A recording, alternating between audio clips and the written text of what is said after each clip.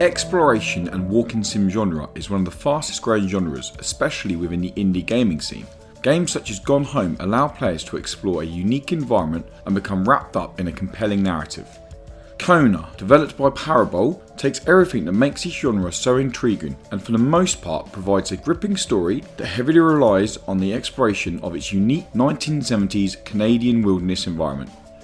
You play as Carl Faubert, a private investigator who has been hired by a man called William Hamilton to investigate what appears to be a continuous vandalism on the Hamilton estate. On your way to meet with Mr. Hamilton, you are caught in a bizarrely spontaneous blizzard, and soon after this you come to realise that you're going to be investigating a lot more than just his claims of vandalism. The main overarching story of Kona is simple to follow, with Carl often being given pretty obvious clues by the excellently voiced narrator when missing something in a certain area. Carl felt that the store and its surroundings still held their secrets, and he didn't like to miss out.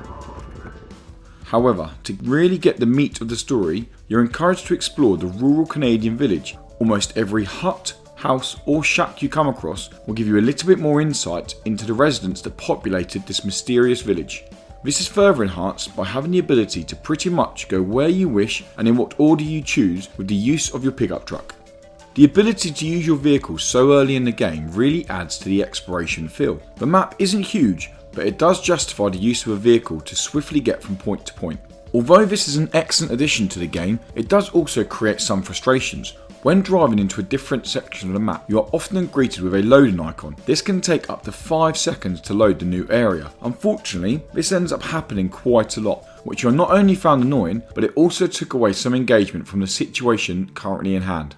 The bold approach to the storytelling reminded me a lot of other games in the genre, such as Gone Home or The Vanishing of Ethan Carter, where you as the player almost feel in control of how the story is pacing out. If you're willing to take a full investigative approach to the game, then you will be rewarded with a gripping and compelling story.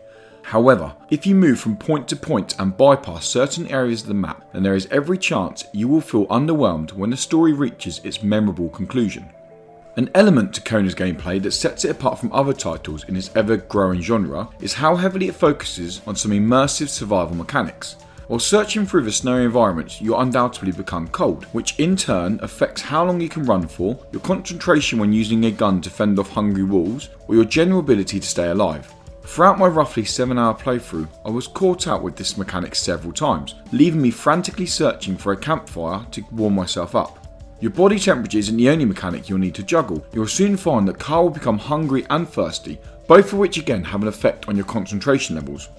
One area that Kona did feel inconsistent is with its visual presentation. For the most part, the game looks good. Snow falls as you'd expect, the way houses and shacks pierce through the fog looks realistic, and although the fog can be frustrating with your vision, it does a great job of creating a sense of loneliness. Unfortunately, it's the presentation of the different interiors that let the game down.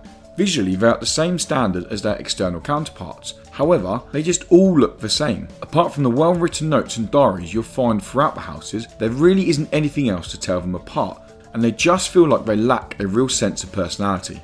Kona does a great job of putting you in the shoes of Carl Faubert and really making you feel like a detective. The addition of various survival mechanics add to the realism of exploring the Canadian wilderness. At its heart, Kona is a good exploration game, but if you're willing to fully explore the mysterious rural Canadian village, then it will deliver a very good and memorable experience.